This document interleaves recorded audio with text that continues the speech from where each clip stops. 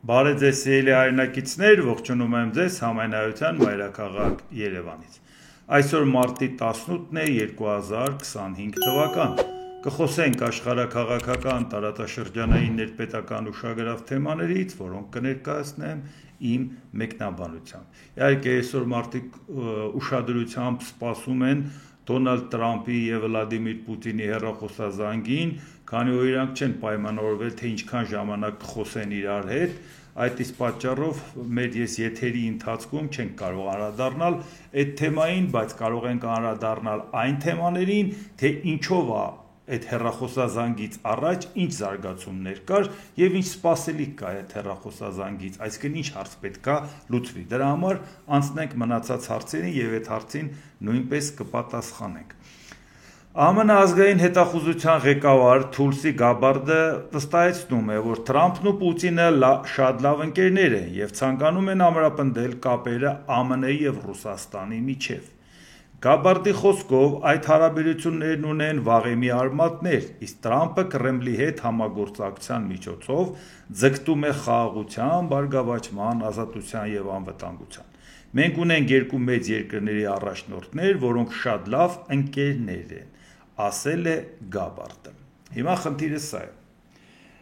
Խոսքը վերաբերվում է նրան, որ ոչ թե ԱՄՆ եւ Ռուսաստանն են շատ լավ գործընկերներ, այլ ցանկանում են այդ երկու լավ ընկերները, շատ լավ ընկերները, նաեւ երկու պետությունների համար նենց մերձ հարաբերություններ ստեղծեն, այն դեպքում, երբ որ նրանց տեսակետները այդ պետությունների տրամագծորեն տարբերվում են աշխարհակարգի հետ կապված շատ հարցերի։ Դե իհարկե, եթե մարդիկ ընտրել են Դոնալդ Տրամփին, հիմա այսօր որոշողը ինքն է, բայց ինչպես տեսնում եք, Դոնալդ Տրամփը ընտրություններից առաջ ուզում էր ցույց տալ, որ բացարձակ Պուտինի հետ որևէ առնչություն չունի։ Հեժուրանք էր, որ առաջի իր ընտրության ժամանակ Պուտինն իրան օգնել է։ Հեժուրանք է այդ ամեն ինչը, ընդհակառակը ինքը անգամ պատժամիջոցներ ա կիրառել Պուտինի նկատմամբ, Ռուսաստանի նկատմամբ, ինչպես է կտենց շարանում իրա վրա։ Բայց հիմա երբ որ հարցը առաջանում, որ իրանք վաղեմի ընկերներ են, բայց երբանից են տենց վաղեմի, այսինքն գուցե այն ժամանակներից, որ իսկապես թաքցնում էին հասարակությունից, որ իսկապես այդ ընկերությունը կա եւ շատ հարցեր պայմանավորված է նրանով, թե այդ երկուսը ինչ չափ են իրար հետ մոտ, բայց արդյոք դա բխում է Ամերիկայի Միացյալ Նահանգների պետական շահերից, որպեսզի Ռուսաստանի նախագահի հետ ընկերությունը վերածվի Ռուսաստանի հետ ընկերության, այդ պարագայում ագրեսոր Ռուսաստանի հետ դառնալ գործընկեր։ Եվ դրա համար դեռ անհիշելի ժամանակներից ասում էին, չէ, Պլատոնն իմ ընկերն է, բայց ճշմարտությունն ավելի թանկ է։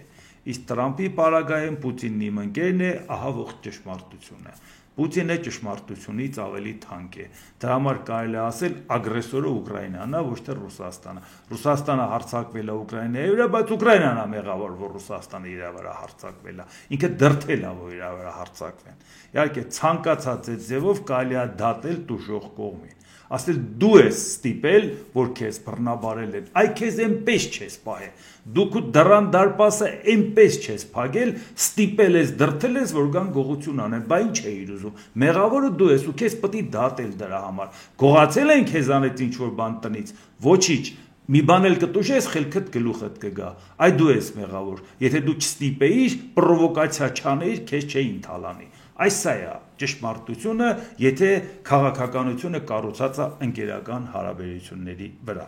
Իսկ հիմա տեսնենք Գերմանիայի ապագա կանցլեր Ֆրիդրիխ Մերցը ինչ է ասում։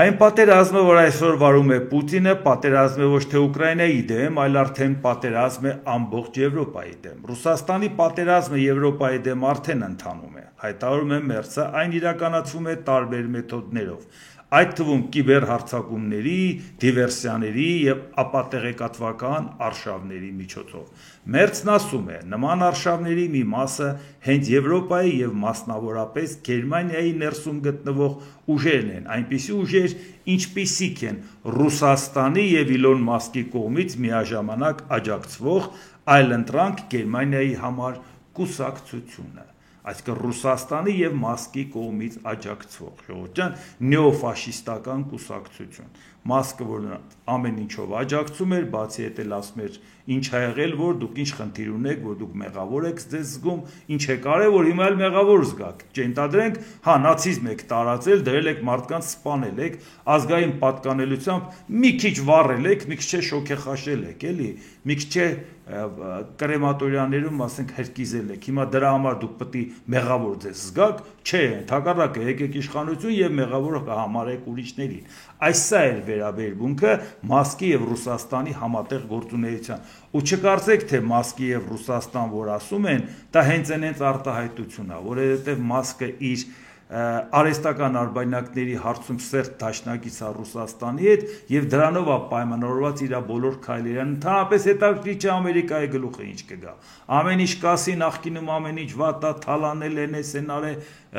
տեսեք ինչ վատ բաներ են արել իհարկե դրա հետ կապված դրական բաներ էլ կասի որ նախկինները սխալներ են թույլ տվել ակնհայտ է բայց եւ միևնույն ժամանակ այսօր գնում է մի հատ քաղաքականություն որ նախկիններին այդ ամեն ինչի մեջ բարթելով հասարակությունը նեղվում ասում է այսքան բան չենք իմացել եւ նրանք ունեն շատ ցածր վարկանիշ դեմոկրատների մասին է խոսքը իսկ իրանք էլ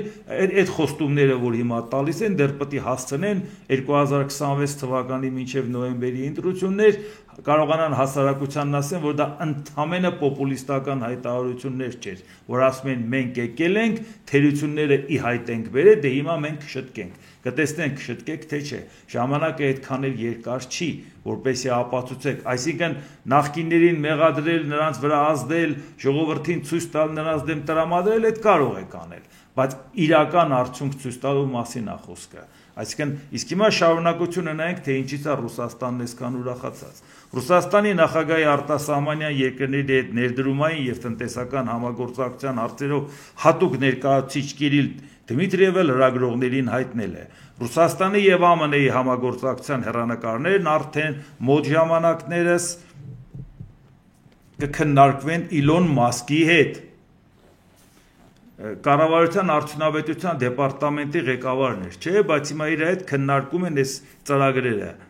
Մասկի հետ Մենք հավատում ենք, որ Մասկը եզակի առաջնորդ է, որի նպատակն է ապահովել, որ մարդկությունը միասին առաջարվի։ Այսինքն արդեն իրանք կոնկրետ երկու պետությունների միջև համագործակցությունը պատկերացնում են, որ իրանք ուղիղ պետք է աշխատեն Մասկի հետ եւ լուծեն իրանք խնդիրները։ Այնպես չի որ դրա մասին մենք չգիտեինք նրանց սերտ համագործակցության մասին ռուսական տարբեր պաշտոնյաների հետ ու գործարարների հետ, բայց հիմա մարդիկ արդեն պաշտոնապես հայտարարում են ջրի երես են հանել ամեն ինչ, որտեղ ինչ ունեն թաքցնելու, եթե արդեն բոլորը գիտեն, որ Տրամփն ու Պուտինը վաղեմի բարեկամներ են ու շատ լավ ընկերներ են ժողովուրդ ջան։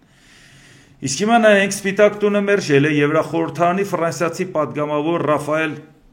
Գլուքսմանի ազատության արձանը Ֆրանսիային վերադարձնելու կոչը։ Երեք այդ մասին խոսել ենք։ Իր նախաձեռնությունը ֆրանսիացի քաղաքական գործիչը բացատրել է նրանով, որ Միացյալ Նահանգները հեռացել է ժողովրդավարությունից եւ կանգնած է բռնակալների կողքին։ Սպիտակ տան մամուլի քարտուղար Քերոլայն Լևիտը Ճեպազրույցի ժամանակ հարցին թե արդյոք ԱՄՆ նախագահ Դոնալդ Թրամփը կվերադարձնի արձանը Ֆրանսիային, պատասխանել է միանգամայն ոչ։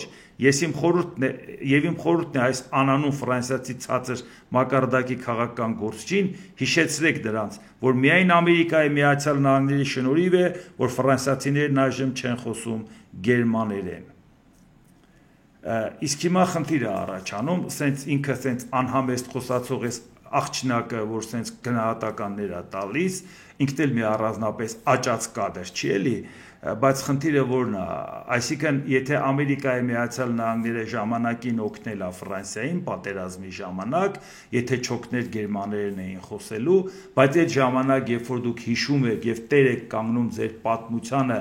որ Ամերիկան եւ Եվրոպան միասին էին գործում, սինխրոն էին գործում եւ դրա համար ունեցան հաջողություն։ Հիմա այսօր երբ որ դուք Եվրոպայից հրաժարվում եք, ասում եք մեզ օվկիանոսն է բաժանում, դրանից հետո որ երեսով եք տալիս, որ Ամերիկայի Միացյալ Նահանգները չօգներ գերմաներեն կխոսեն։ Այդ թողեք գերմաներեն կխոսեն, թե ինչ կխոսեն, ձեզ ինչ, եթե դուք չեք ցանկանում օվկիանոսից ենկում հետաքրքրվեք։ Այն դեպքում երբ որ օվկիանոսից ենկում հետաքրքրված եք երկրորդ համաշխարհային պատերազմի ժամանակ։ Ու չմոռանանք, որ Ամերիկայի Միացյալ Նահանգներին պատերազմ հայտարարեց Ճապոնիան 41 թվականի դեկտեմբերի 7-ին, իսկ պատերազմը երկրորդ համաշխարհային 39 թվականի սեպտեմբերի 1-ին էր սկսվել։ Այսինքն մինչև Ամերիկային պատերազմ չհայտարարեցին, Ամերիկան տեղից չշարժվեց։ Ամերիկայի դիրքերը այնքան թույլ էին համարում, որ Գերմանիան եւ Իտալիան անմիջապես պատերազմ հայտարարեցին, եւ Ամերիկան ստիպված եղավ ինքն էլ պատերազմ հայտարարել եւ մտնել պատերազմի մեջ։ Այսինքն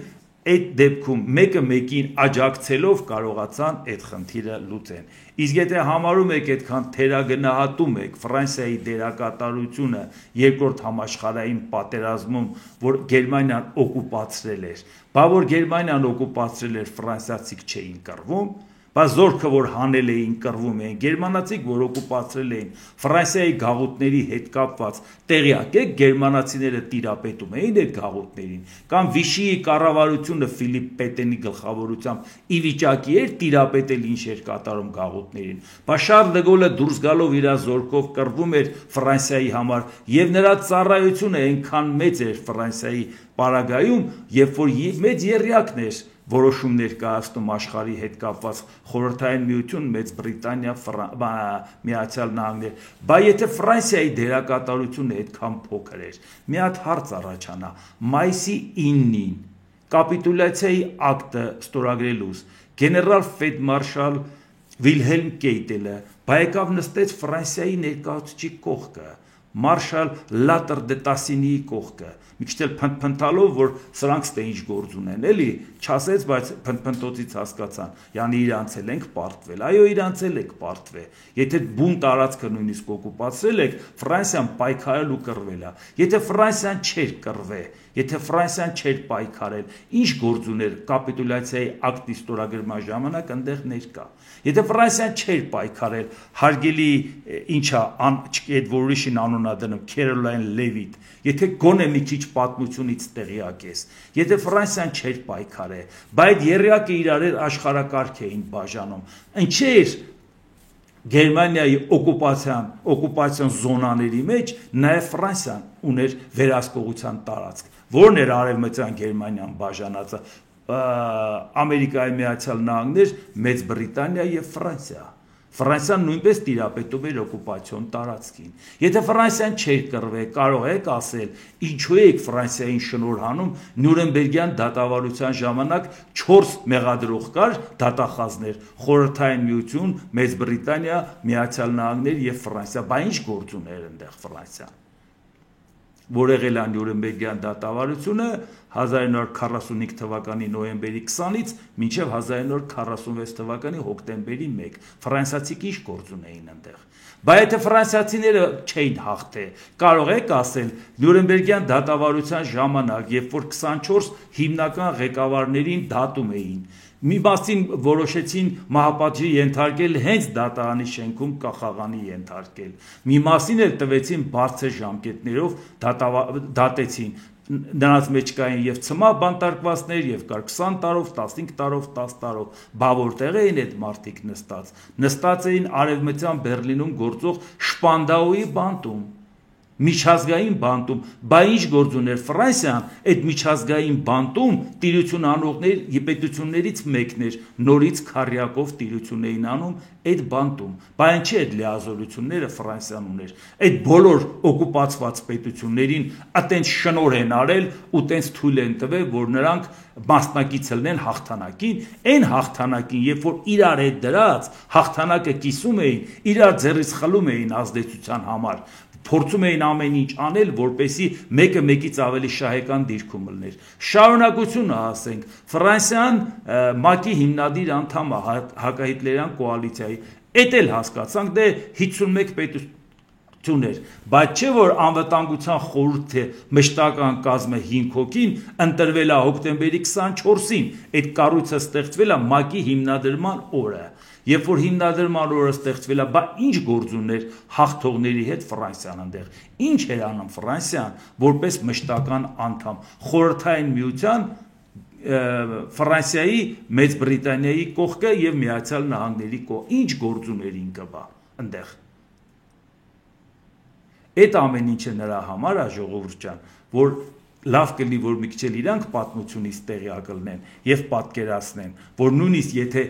ասենց գրամ իրանցից իշխանություն էին խլում, հիշացնենք Պոտսդամի կոնֆերանսը, որ արդեն աշխարհն էին բաժանում, մեծերը նստած էին իրար հետ, եռյակները այնտեղ, չէ, Ամերիկայի Միացյալ Նահանգներից Հարի Տրումենն էր,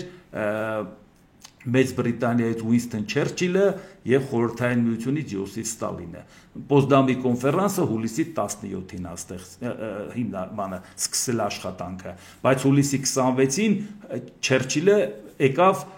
խորհրդարանական ընտրություններն էին ամփոփում, կարծում էր որ արդեն հաղթել են, պետք է գա շնորհավորեն, նորից հետ գար։ Եկավ իմացավ պարտվել են եւ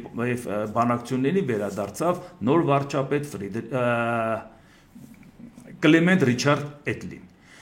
Եվ հիմա հարց է ծագում, բայց ժամանակ ոնց եղավ, որ հուլիսին, երբ որ սկսված էր օգոստոսի մինչև 2-ն էր Պոտսդամի կոնֆերանսը, իրար մեջ աշխարհ էին բաժանելու, շատ կարևոր էր, որ դիրքը ոնց էր։ Եվ անգամ երբ որ մեմուարներում ասում են, որ Հարի Տրումենը Ստալինին սենց ոտի վրա ասեց, բա գիտեք, մենք միջուկային զենք ենք ստեղծել, որպեսզի ուսումնասիրեին, եւ Չերչիլը նայում էր դեմքի արտահայտությանը, թե Ստալինը ինչ է անում, ուզում էին կոտրեին Ստալինին, եւ հետո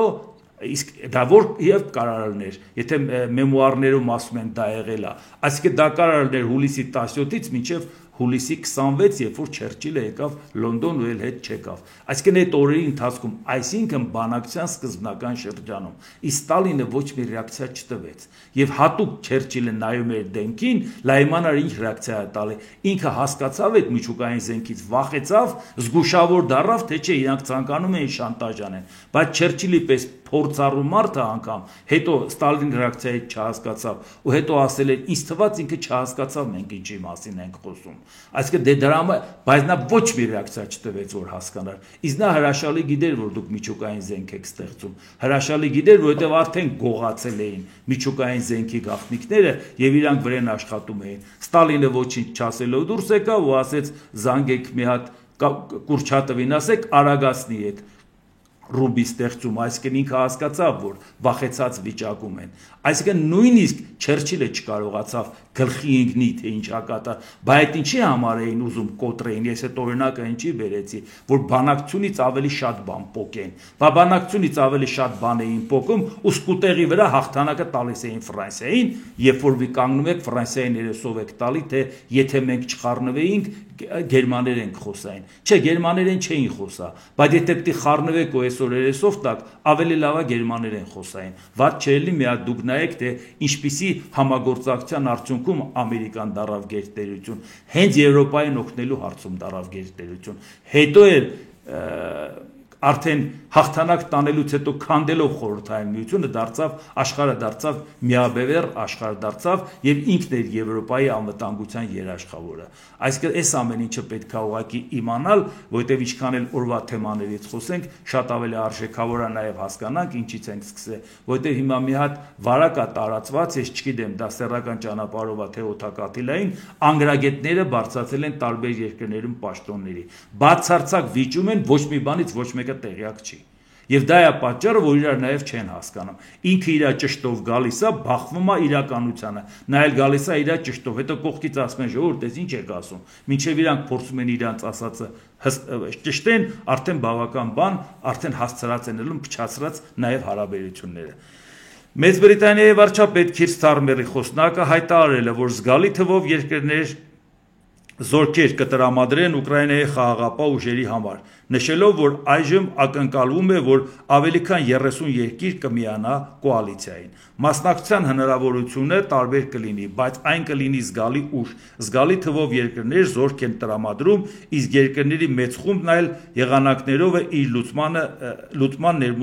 ներմուծելու։ Հարցին արդյոք բրիտանական զորքերին թույլ կտան, այսա շատ կարևոր է, լսեք։ Պատասխան կրակ բացել ռուսական ուժերի վրա, խոսնակը նշել է. պետք է հիշել, որ Ռուսաստանն Ուկրաինային չէր հարցրել, երբ ինչ զորքեր ուղարկում էր այնտեղ։ Այսինքն պատրաստ են նաև պատասխան կրակ բացելու։ Ուղղակի մի բան էլ մոռացա ասեմ, երբ որ կախաղան դատապարտեցին Նյուրնբերգում, կապիտուլյացիայի ակտը ստորագրող Ֆելդմարշալ Վիլհելմ Կեյտելին նույնպես կախաղանի են բարձրացրել, այսինքն իրանել են մահապատժի ենթարկել, բայց քանի որ դա առաջին միջազգային դատարանն էր, որը հետագայում, այսպես ասած, նախադեպային եղավ, չնայած ոնց ստեղծվեց, հետո դրանից հետո լուծարվեց ինքը, որովհետև այդ մի կոնկրետ խնդիրը ուներ, եւ տրիբունալի նախագահն էլ բրիտանացի էր, բայց եւ միևնույն ժամանակ որպեսի օբյեկտիվությունը պահեն, օրինակ Յալմար Շախտը, բանկիր, ֆինանսիստ, նրան ուղղակի դատարանի դահլիճից ազատ արձակեցին, այսինքն իր մեղքը չապացուցվեց։ Ռազմական արդյունաբերության սպառազինության նախագահը Ալբերտ Շպեերին 20 տարի տվեցին, 20 տարի Շպանդաուի բանտում նստեց, հետո դուրս եկավ, այդ ուղղակի մոռացա հետաքրքիր բաներ կար, բայց նաև մի խնդիր էլ կա, այդ էլ ուղղակի մոռացա ասեմ։ Շպանդաուի բանտում, որ նստած էին, ամենավերջի բանտարկյալը մնացել է Ռուդոլֆ Գեսը, որը Հիտլերի տեղակալն էր կուսակցության գծով։ Իրան ցմահ էին տվել, բայց չէր մեռնում այդ տնաշենը, տարիներն անցել էր, նոր սերունդ էր եկել, այդ արհավիրքը պատերազմի չէր տեսել, մի ոգևորվել էին, մի հերոսացնում էին նացիստներին, այմարտ ասին կրակն ենք ընկել, սրանից պրծում չկա, սրան էլ հայ ասում են, այն գեր, տարիքդ մեծ է, դե մեռի պրծնենք այդ բանտն է փագենք, այդ չէր մեռնում։ Հետո ոնց եղավ ասին, որ ինքը ինքնասպան է եղել, չնայած խիստ կասկածելի էր, որ ինքնասպան էր եղել 93 տարեկան հասակում, այդքան տարի նստելուց հետո տենց որոշեց կյանքին վերջ տա, դե հիմա իրանց խնդիրն է, ոչ կարանք ապացուցենք, ոչ չէ, բայց հենց վերջի բանտարկյալը Շպանդաուի Ռուդոլֆ Գեսը մահացավ 1987 թվականին անմիջապես այդ բանտը քանդեցին եւ դրա փոխարեն առևտրի կետ, զվարճանքի կետ, հետագայում նաեւ խանութներ սարքեցին, որ հետքը կորցնեն, որովհետեւ նոր սերունդը սկսել էր հերոսացնել այդ ճգնավորին, հերոսացրել այդ զրկանքներ կրածին եւ շատ ուրիշ ձևի էին այդ ամեն ինչը ներկայացնում։ Այդ էլ ուղղակի իմանանք, որ նաեւ դա ուզում եմ նաեւ կապեմ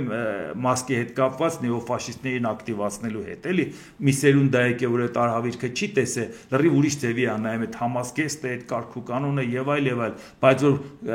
մոտավորապես միջին հաշվարկով տարբեր հաշվարկներով 60 միլիոն մարդ ա մեռել, իրանց պետք չի, էլի իրանք sense գեղեցիկ հագնված, sense լավ քայլողներին են հիշում։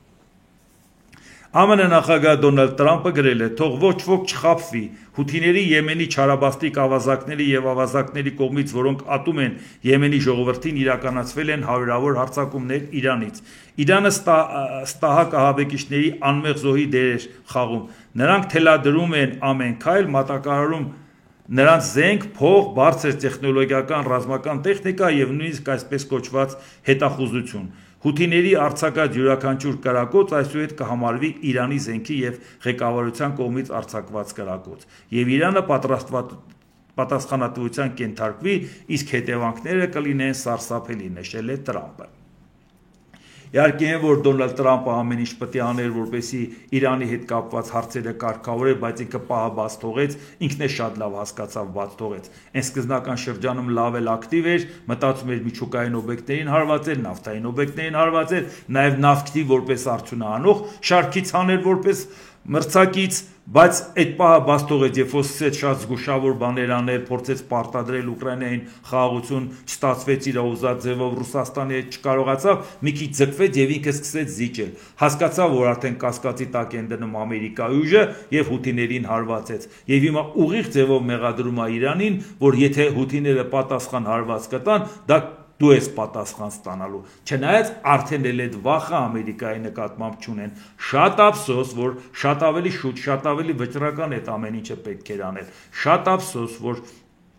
պահը բաց թողելուց հետո հիմա Դոնալդ Տրամփը, որ անդադ խաղաղությունից է խոսում, բայց ինքը ցանկանում է ամեն ինչ անի, որպես իր վերահսկողությունը չկորցնի։ Բայց դրա համար էինք մեզ ճղում, որ ասում ենք, «Էս ինչ ես անում, ոնց էս Ամերիկայի աշխարհաքաղաքական դերակատարությունը կորցնում»։ Իսկ ՄԱԿ-ում Իրանի մշտական ներկայացուցիչը հերքել է ԱՄՆ նախագահի մեղադրանքներն այն մասին, թե Իրանն աջակցում է Եմենի ուժերին, զգուշացնելով, որ Վաշինգտոնին որ նա կկրի Թեհրանի դեմ ցանկացած ագրեսիայի լուրջ հետևանքների ոչ պատասխանատվությունը։ ՄԱԿ-ում Իրանի մշտական ներկայացուցիչը հիշեցրել է ԱՄՆ-ին, որ Իրանը խստորեն պաշտպանելու է իր ինքնիշխանությունը, տարածքային ամբողջականությունը եւ ազգային շահերը միջազգային իրավունքին համապատասխան ցանկացած թշնամական գործողությունից։ Այն որ Իրանը օգնում էր հութիներին, այն որ օգնում էր Գազայում օգնում էր Համասին, օգնում էր Լիբանանում Հեզբոլլահին, այդ ամեն ինչ այնքան ենք խոսել եւ միշտ երբ որ ասում են Իրանը մեզ ասում է մեր տարածքային ամբողջականությունը կարմիր գիծ է, ես կարամ պաշտպանեմ ուժով, ասում ենք շատ շնորհակալ ենք, եթե հութիների պես Համասի ու Հեզբոլլահի պես պետք է պաշտպանես, շատ գոհ ենք քեզանից, որտեւ Հայաստանը որպես պետություն կդադարի գոյություն ունենալ, ինչպես դադարեց գոյություն ունենալ Եմենում են իշխանությունը կրակն անգել հութիների ձեռքը, որտեւ պետությունն են պետության ներսում, Գազայում սեկտոր Գազայում Համասի ձեռքը, որ դա լրիվ իշխանությունը իրան ձեռքն էին վերցրել, Հեզբոլլահն էլ Լիբանանում, որ Լիբանանի պես ծաղկող պետությունը քանդեցին, քայքայեցին այդ ամեն ինչը։ Մենք լավ գիտենք Իրանի արածը, բայց եւ միևնույն ժամանակ ուշացած քայլերով պետք է Ամերիկայի Միացյալ Նահանգները փորձի վիճակը շտկել, որովհետեւ ինչպես տեսնում եք, սկսեցին կասկածել Ամերիկայի ուժի վրա, սկսեցին մեկուսացումից դուրս գալ, Չինաստանը արդեն ակտիվացավ, փորձեց գործընկերներ գտնել, Եվրոպայի այդ մրցակցությունը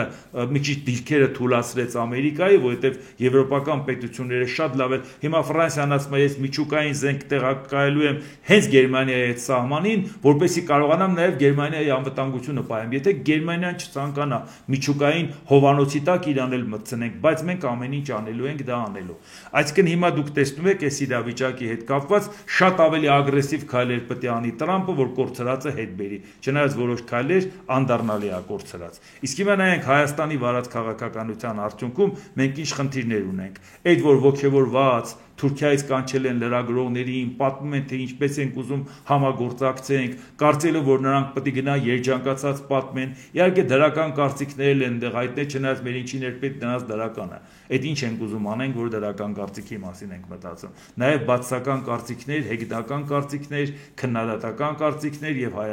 Երևանը ներկայացնելով որպես Թուրքիայի երբեմնի տարածք։ Այս սա էր այդ ամեն ինչը, բայց հիմա նաև իրանք եւ ցանկանում են Թուրքիայի հետ հարաբերությունը չպայմանավորեն Ադրբեջանի հետ, իսկ Թուրքիայից հերթական անգամ հնչում է։ Թուրքիայի իշխող Արդարություն եւ Զարգացում կուսակցության փոխնախագահ եւ մամուլի խոսնակ Օմեր Չելիքը խոսել է Հայաստանի հետ հարաբերությունների կարգավորման թեմայից։ Չելիքը նշել է, թե միայն Հայաստանի եւ Ադրբեջանի միջեւ հարաբերությունների կարգավորումից հետո կարագանա Թուրքիա-Հայաստան հարաբերությունների կարգավորման գործընթացը։ Չելիքը հիշեցրել է Ադրբեջանի պահանջները փոխել Հայաստանի սահմանադրությունը եւ լուծարել ԵԱՀԿ Մինսկի խումբը։ Ահա այն ինչ որ պետք է ասեր Թուրքիան, ահա այն ինչ որ մենք հրաշալի գիտեինք, որ Թուրքիան դա այդպես էլ անելու է, թե ինչի վրա են մեր իշխանությունները հույսերը դրել Թուրքիայի հետ հարաբերությունը լավացնելու, ես չգիտեմ, թե հաշվարկը ինչի վրա էր արած։ Այն իշխանությունը, որ մեզ անընդհատ ասում է, որ պետքա հույսներս ուրիշի վրա չդնենք, պետքա մենք մեր հարևանների հետ նորմալ շփվենք, պետքա ինչ խնդիր ունենք, որ մենք անվստահություն ենք առաջացնում, ուրիշի զորքը բերենք, կանգնացնենք Թուրքիայի հետ սահմանին կամ Ադրբեջանի հետ սահմանին։ Այդ դեպքում մարդիկ պարզ հարց են տալի։ Եթե դու գտնում ես, որ շատ հանգիստ կարող ես Թուրքի ու ադրբեջանցու հետ լեզու գտնել, եւ քեզ որևէ ուժի կարիք չունես, դու շատ հանգիստ կարող ես բանակցել եւ շատ բարեկամական հարաբերություն ստեղծել, բայց 50 թիկնապահով Հայաստան չեք փողոց դուրս գալիս։ Հայի հետ շփվելու համար թիկնապահ պետք, Թուրքիայի հետ շփվելու համար պետք չի։ Այսինքն նշանակում է հայի մեջ ավելի մեծ վտանգ եք տեսնում, քան Թուրքի ու ադրբեջանցու։ Հետո էլ կայանում են, երբ որ մարդիկ ասում են թուրք ես, Փաշինյանն էլ ասում է, որ Թուրքիան ասում ես չեմ վիրավորվում։ Ինչի՞ պիտի վիրավորվեիր, որ։ Ինչ կա թե վիրավորվելու, որ վիրավորվեիր։ Որ եթե դու քո սեփական քաղաքացու քեզ ընտրածից էլա չեմ ասում չընտրածից քեզ ընտրածից վախենալով 50 տիկնապահով ես ման գալու բայց հետո նայած ցույց ես տալու որ թամերը վախեցածել չես մի հատ գաղտնի գնանք մտնենք ժողովրդի մեջ հանգիստ կողքները նստենք չնայած հերվիցելի վերահսկեն որպեսզի ցույց տան որ մենք չենք վախենում այդ ամեն անգամ դեմոնստրատիվ ցույց տալ որ չես վախենում ամենալուրջ վախի դրսևորումը հենց դա է Իսկ հիմա նայենք մարտի 16-ից 18-ն Ադրբեջանի պաշտպանության նախարարությունը թվով 6 հաղորդագրություն է տարածել այդ օրերի ընթացքում Հայաստան-Ադրբեջան սահմանին Հայաստանի բանակի կողմից իբր թե հրադադարի ռեժիմի խախտումների մասին Հայաստանի Հանրապետության պաշտպանության նախարարությունը վերնշված բոլոր հաղորդագրություններից հետո իրականացրել է ստուգողական աշխատանքներ եւ ստուգման արդյունքներով հերքել Հայաստանի բանակի կողմից հրադադարի ռեժիմի խախտման մասին պնդումները արձանագրում ենք այս վարչապետի աշխատակազմն է ասում։ Արձանագրում ենք, որ այս պահի դրությամբ Ադրբեջանի Հանրապետության կողմից Հայաստանի Հանրապետությանը չի փոխանցվել Հայաստանի բանակի կողմից հրադադարի ռեժիմի խախտման ոչ մի փաստական տվյալ կամ հիմնավորում։ Հայաստանի Հանրապետության վարչապետի աշխատակազմը վերահաստատելով հրադադարի ռեժիմի խախտման դեպքերի եւ կամ նման տեղեկությունների հետաքննության Հայաստան-Ադրբեջան համատեղ մեխանիզմ ստեղծելու մասին իր առաջարկը հայտարարում է, որ Հայաստանի բանակը հրադադարի ռեժիմի խախտման պատճառ կամ հրահանգ չունի։ Հիմա հարցածագում, հիմա այսպես նայենք։ Բա եթե 6 անգամ իրանք ապատեղեկատվություն են տարածում, ինչի են դա ստեղծում։ Բա ինչպես տեսնում եք, հիմա էլ են անում։ Այսինքն ինչպես տեսնում եք, Ամերիկայի Միացյալ Նահանգների հորդորից չեն հուզվել։ Իհարկե, որ Ամերիկայի Միացյալ Նահանգների միջամտումը այդ լավ է, որ ասում է գերիներին բաց թողեք, առավել քան լավ է, բայց միևնույն ժամանակ, երբ որ ես 3 ասի տենց շատ լավատեսորեն մի տրամադրեք, սպասեք արդյունքները տեսնենք, որովհետև Ադրբեջանը պրովոկացիայի շարունակում է գնա եւ ասում է Հայաստանն է մեղավոր խաղաղության պայմանագիր չի ստորագրվում եւ այդ պարագայում ինքը շարունակում է Իսրայելի հետ աշխատել ընդդեմ Հայաստանի շահերի, Ամերիկայի հետ աշխատել։ Շատերն ասում են, այ մարդ դե մի դրական բանն էլ չես ասում։ Ժորժ ջան, եթե ուզում եք մի հատ լավ դրական բան ասենք։ Հիմա դրական բանն էլ 7-րդ հաղորդագրությունն է։ Պաշտպանության նախարարության տեղեկատվության եւ հասարակայնության հետ կապերի վարչությունից հայտնում են Հայաստանի Ադրբեջանի ՊՆ հաղորդագրությունը, թե մարտի 18-ին 8:55-ի սահմաններում Հայաստանի զինված ուժերի ստորաբաժանումները կրակ են բացել սահմանագոտու արևելյան հատվածում տեղակայված ադրբեջանական դիրքերի ուղղությամբ, չի համապատասխանում իրականությանը։ Այսինքն 6 հատը կառավարության աշխատակազմը ներկայացրեց, 7-րդն էլ պաշտպանության նախարարության աշխատակազմը 3 օրվա ընթացքում։ Որն է ձեզ համար լավատեսական։ Արդեն Ամերիկայի զանգի մասին մենք գիտենք, Ամերիկայի զանգի հայտարարության մասին գիտենք, Ադրբեջանի սադրանքներն էլ գիտենք։ Դրա դեմ առնելու տարբերակը մենք չենք տեսնում, որ մեր իշխանություններն անում են։ Ադրբեջանի արտաքին գործերի նախարարության մամուլի քարտուղար Այխան Հաջիզադեն մեկնաբանելով այսօր հրադադարի ռեժիմի խախտման դեպքերի եւ կամ նման տեղեկությունների հետաքննության Հայաստան-Ադրբեջան համատեղ մեխանիզմ ստեղծելու մասին Հայաստանի առաջարկը նշել է. Մենք կտրականապես մերժում ենք Հայաստանի վարչապետի գրասենյակի 2025 թվականի մարտի 18-ի հայտարարությունը, այսինքն այսօրվա մասին է խոսքը, որը Ադրբեջանի նկատմամբ միանգամայն անհիմն հավակնությունների հետ մեկտեղ խեղաթյուրում է սահմանային շրջաններում տեղի ունեցող իրողություններն ու գնդակոծության փաստերը։ Բարի կամ դրսևորելու եւ նման սադրանքներից հրաժարվելու փոխարեն հայկական կողմն առաջարկում է բարդ եւ գրեթե անիրագործելի նախաձեռնություններ, որոնք ոչ մի հիմք չունեն, ինչպես դա եղավ Հայաստանի կողմից ադրբեջանական տարածքների շուրջ 30-ամյա օկուպացիայի ժամանակ։ Հիշեցնում են, որ Հայաստանը 30 տարի օկուպացրել է։ Այն դեպքում, երբ որ Հայաստանը չի օկուպացրել, Ադրբեջանն է հարձակվել Արցախի վրա, Հայաստանը որպես անվտանգության երաշխավոր խառնվել է եւ պարտավոր էր խառնվել։ Բայց դա ինչպես տեսնում եք, Ադրբեջանը շարունակում է այդպես անել եւ դա էլ կասենք, թե շատ ենք ասել, բայց էլի կանդրադառնանք։ Դա հիշեցնում է Մինսկի խմբի համանախագահների կողմից առաջ քաշված առաջարկները օկուպացիան դադարեցնելու կոչերի փոխարեն։ Եթե Հայաստանի կառավարությունը, ինչպես հայտարարում է վարչապետի գրասենյակը, իսկապես հավատարիմ է խաղաղության օրակարգին, տեղին կլիներ բացատրություն տալ, թե ինչպես է զանգվածային ռազմականացումը, այդ թվում հարվածային սպառազինության տեղակայումը սահմանամերձ շրջաններում ծառայում այդ օրակարգին, հայտարարել է Հաջիզադեն։ Հաջիզադեն հավելել է, որ Ադրբեջանի սկզբունքային դիրքորոշմամբ խաղաղության պայմանագիր չի ստորագրվի, քանի դեռ Հայաստանի սահմանադրության մեջ փոփոխություններ չեն արվել։ Սա ասվում է արդեն բանակցությունն ավարտելուց հետո, սա ասվում է Ամերիկայի Միացյալ Նահանգների միջամտությունից հետո, որ ասում են արագ ստորագրեք եւ շատ արագ անցեք վերջնական փուլին։ Ինչպես տեսնում եք, համառորեն պնդում են, որ չեն անելու։ Իհարկե մենք էլի կարող ենք Ադրբեջանի հայտարարություններին մեղմ ասած շամտեղ չդնել, բայց ուրիշ խնդիր կա։ Մեր իշխանությունները մեր երկրի գոյատևելու հնարավորությունը, մեր ապագան, մեր սահմանները, մեր ամեն ինչը կապվում է Ադրբեջանի հետ։ Առավոտից իրիկու Ադրբեջանի հետ կապված է, որ էս էլ զիջենք մենակ խաղաղության գնանք, էս էլ անենք հանուն խաղաղության, եթե չանենք պատերազմ ալնելու, պատերազմի շանտաժ մեր ժողովրդի նկատմամբ, այս ամեն ինչը արվում է ինչի համար։ Այս ամեն ինչը արվում է եւ պես մեր հասարակությանը պատանդ թողեն Ադրբեջանի կարծիքին։ Այս տիպված, եթե հասարակությունը ամեն օր լսում է թե ադրբեջանցին ինչ է ասում, եւ մեր իշխանություններն էլ սուսուփուս ամեն ինչ զիջում են նրանց, բնական է հարց է տալիս, ասում է բայ հարապարակային գործիչներ, լամիա տասեք տեսնենք մեր գլուխը ինչ է գալու, հանգիստ լնենք, անհանգիստ լնենք, իսկ հիմա շարունակությունը նայենք։ Արտահայտության նախարար Սրփուի Գալյանը ազգային ժողովում լրագրողների հետ զրույցում ասել է. նոր սահմանադրության տեքստը պատրաստ լինելուն պես այն հրապարակվելու է, դրվելու է հանրային քննարկման։ Այս պահի դրությամբ դեռ պատրաստի պրոդուկտ չունենք, նշելով, որ խոսքը խաղաղությունը, խաղաղության պայմանագիրը եւ խաղաղությանը միտված հարաբերությունները չվտանգող սահմանադրության մասին է։ Լրագրողների հարցին, թե այնպես պետք է աշխատել, որ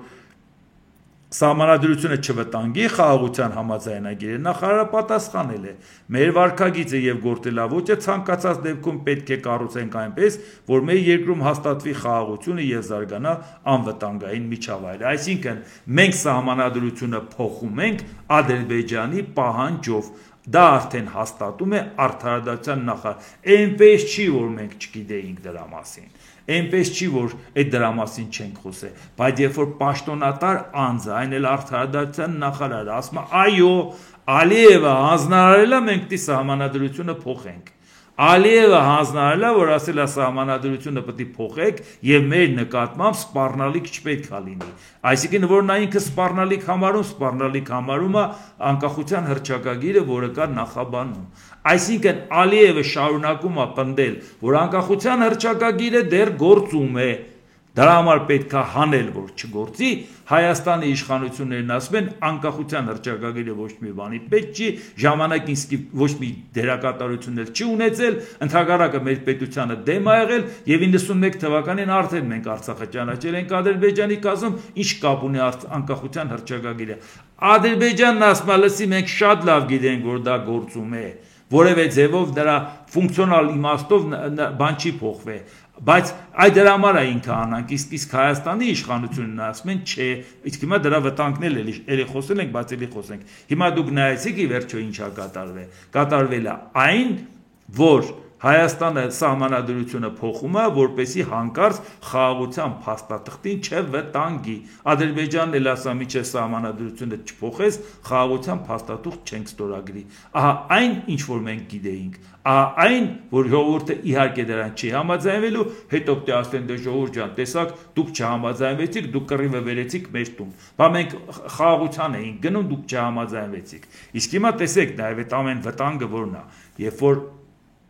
մեր իշխանությունները Ադրբեջանի տարբեր տրամաչափի պաշտոնյաների հետ հանդիպում են նաև Թուրքիայի, նաև Ադրբեջանի ոգևորված սկսում են ժեստեր անել, այ դու էս ինչ խելացի ես բան, հալվում են էլի ադրբեջանցիները, որ Նիկոլ Փաշինյանին գովեն կամ իր որևէ պաշտոնյա, չկա, ասենց գետի պես հոսում են, չկան իրանք, ընդհանրապես գոյություն չունեն։ Եվ դրանք տենց սկսում են խոսք քաշել, սկսում են մի հատ հասկանալ, թիմակիցներից մի ուրիշ եւ խելքը չափել եւ այլ եւ այլ։ Հասան նրան, որ ասեցին, այո, դու կանգնի հայտարարի, որ 91 թվականից Արցախը եղել է Ադրբեջանի կազմում։ Մենք հիմա հեսա բռնել ենք Արցախի նախկին ղեկավարությանը, Արցախը որպես անօրինական ենք համարում, որովհետև նրա ոչ բան հանրակրվեն ենք ճանաչում, ոչ էլ որևէ բան Հայաստանն էլ չի ճանաչում։ Հայաստանն ասում է 91 թվականից Ադրբեջանի կազմում է, ինչ եք ուզում։ Եվ Նիկոլ Փաշինյանին թվաց, որ հիմա լավ չի պայքարում այդ բանտարկյալների համար, որովհետև դե ինքն է պայմանավորվել Հայաստանից ցուցմունք տվել, որ ասել է 91 թվականից Արցախը չի եղել։ Նշանակում է 91 թվին այն ինչ որ պետություն ստեղծել են, դա եղել է անօրինական եւ Ադրբեջանի սահմանադրական կարգն են խախտել։ Իհարկե իրանք դա ասեցին Նիկոլ Փաշինյան, շատ լավ է, դու ինչ պրոբլեմ ունես, դու մերն ես, հիմա սրանց ենք դատելու եւ նրանց ում որ դատում են, նրանք կանգնում ասում են, գիտեք ինչ, այդ հրթիռով որ հարվածել են Ադրբեջանի տարածքին հանձնարարությունը տվել է Նիկոլ Փաշինյանը, որովհետև առանց Նիկոլ Փաշինյանի ոչ մեկը դա չէր կարող։ Ինչքան ուզում ես ասա, բանտարկյալ է, դեղեր են տվել հոգեմետ, ինչ ուզում ես ասա, չէ որ Հայաստանում Արծրուն Հովհաննիսյանը, որը որ վարում էր ռազմական խրոնիկան պատերազմի ժամանակ 44 օրյա, Արցախից չէին վարում, հենց ինքն էր վարում, Հայաստանի ՊՆ-ի ներկայացուցիչը, ինքն էր ոգևորված ասում, տեսակ Կիրովաբադին ոնց ենք խփել, ինչ են կարել։ Հիմա կանգնում է ադրբեջանցին դատավարության ժամանակ ցուցմունք ավերծնում, որ այդ հանձնարարությունը տվել է Նիկոլ Փաշինյանը, որ Նիկոլ Փաշինյանը, որը համարում է, որ 91 թվականից Արցախը Ադրբեջանի կազմում էր, բա Հայաստանի տարածքից ինչ է խփել Ադրբեջանի տարածքին։ Այսինքն իրան գլխի տակին փափուկ բաց դրեցին, դե դու մեր ընկերն ես, դու ինչ խնդրեմ ունես, մենք սպասի ով որ խնդրեմ ունի նրան ենք դատում, նրանց ենք բռնել, հիմա նրանց խոսացնում են եւ հոդվածը դնում Փաշինյանի վրա, չեմ ասում Փաշինյանին կձերբակալեն, բայց դրանով միջազգային դատարանում կանգնելու են Փաշինյանին են պատերազմի հանցագործ համարելու, որը հանձնարարություն է տվել Ադրբեջանի տարածքը հրթիռակոծել։ Այս ենք բացատրում, որ ասում ենք ժամ առաջ պետք է դատի տալ, թեկուզ այդ դատը պարտվենք, ես ուղղակի իրավաբան չեմ, ձևակերպման խնդիրն է, ես քաղաքական գնահատականն եմ տալի, դատի տալ ասել, որ 91 թվականից Արցախը Ադրբեջանի կազմում մենք չենք ճանաչել, չկա տենց բան, նույնիսկ եթե մենք չենք ճանաչել Արցախը որպես անկախ, Էդ էլ դա իր բացատրություն ունի, դա չի նշանակում, որ այդ պետությունը չճանաչված գոյություն չունի, որովհետև մի պարզ բան, ինչու մենք չենք ճանաչել որպես անկախ, որովհետև մենք ունենք միավորման փաստաթուղթ, Արցախը միակողմանիորեն ինքը որոշել է հայտարարել Լեռնային Ղարաբաղի Հանրապետություն, հանրաքվե է արել, որը չեն ճանաչել, արդյունքում ուժի մեջ է մնացել այն փաստաթուղթը, որը այդպես չի չեղարկվել ոչ Արցախի իշխանությունների կողմից, ոչ Հայաստանի։ Այդ փաստաթղթի հիման վրա մենք այդ իրավական process-ով ցույց ենք տալու, որ Նիկոլ Փաշինյանը, որ ասում է 91 թվականից Արցախը Ադրբեջանի կազմում է եղել, դա ուղղակի սխալ է եւ տենց բան գոյություն չունի։ Այլապես այսօրվա դրությամբ Հայաստանի վարչապետի վրա իրանք փաստաթուղթ են ստեղծում, որ դու, եթե գիտեիր, որ դա քո տարածքը չի, դու ինչ էիր հարվածում Հայաստանի տարածքից Ադրբեջանին, այսինքն կատարել ես պատերազմի, ինքը ուզում էր նրանց դատեին, ասում էր, ես ինչ լավ, այնա նրանց կդատեն, մենք էլ մեկ-մեկ մտահոգություն կհայտնենք, կգնանք, այդ չգիտեին, որ այն միամիտ, դա հատուկ արեցին քու գլխին սարքելու համար, քեզ փշոփշո անելով, դե դու շատ խելացի ես, վայ, քուպես խելացի գոյություն չունի, ոնց մեր մտքով չեր անցել, դե գիտեն էլի թե մարդուն ոնց խոսացնեն, ոնց այդ ամեն ինչը իմանան ինչա կատարվում։ Հիմա ամեն օր, եթե դուք հետում եք դատավարության, ես չեմ ցանկանում դատավարության հայտարարություններին անդրադառնամ, ես ուղղակի սենց ցույց տվեցի ձեզ, թե ինչ կարողացան անել, որ որոշում կայացնողը մեկ մարդ էր Նիկոլ Փաշինյանը, քանի որ Արցախի բանակը ենթարկվում էր ուղիղ Հայաստանին, նրանք ինքնուրույն չէին, Արցախի բանակը Հայաստանի բանակի մի մասն էր, բաղկացուցիչ մասն էր ենթակայության տակ, իսկ գերագույն հրամանատարը վարչապետն է, բացի այդ, եթե նույնիսկ պատերազմական իրավիճակ էլ չէր, այսինքն որ գերագույն հրամանատարը լիներ պաշտպանության նախարարը, բայց Նիկոլ Փաշինյանը ինքն էր ոգևորված ցույց տալիս, որ ինքն է հանձնարարականներ տալի, ինքը միանգամից իր կաբինետից միանում էր տարբեր զորամասեր, հանձնարարականներ էր տալի, բաներ էր լսում, ամբողջ ռազմական գործողությունները Հայաստանի ՊՆ-ներ ներկայացնում պաշտոնական տեսակետ, ասում են ոչ մեկին չլսեք, Հայաստանի պաշտոնական տեսակետը լսեք եւ նույնիսկ Արծրուն Հովհաննիսյանը գնում էր տեղում նայում, գալի պատմում էր ամեն ինչ, իրանից պետք է իմանային, այսինքն Հայաստանը իր վրա էր վերցրել, Նիկոլ Փաշինյանի իր ընտանիքի անդամներին ուղարկել էր այնտեղ կռվելու, այս ամեն ինչը արվում էր մի բանի համար, որ այդ հոդվածը կարվեր Հայաստանի իշխանության վրա, ու Փաշինյանին թվում էր, թե ուրիշների գլխին է սարքում, բայց հիմա Հայաստանի գլխին են սարքել, ժամ առաջ դա պետք է ուղղակի անել, մաքրվել, այլապես մի քիչ ձգում ենք, արդեն Ադրբեջանը հիմքեր է ստեղծում Հայաստանի դեմ, ժողովուրդ ջան, ոչ թե մենակ Արցախի դեմ։ Դե ինչ, այսօր այսքանը, եթե հավանեցիք, սեղմեք լայք կոճակը, բաժանորդագրվեք Էդվարդ Անտինյանի YouTube-յան ալիքին, սեղմեք զանգակ կոճակը, գրեք մեկնաբանություններ, գրեք հարցեր, դիտեք եւ դատեք ինքներդ։ Շնորհակալություն։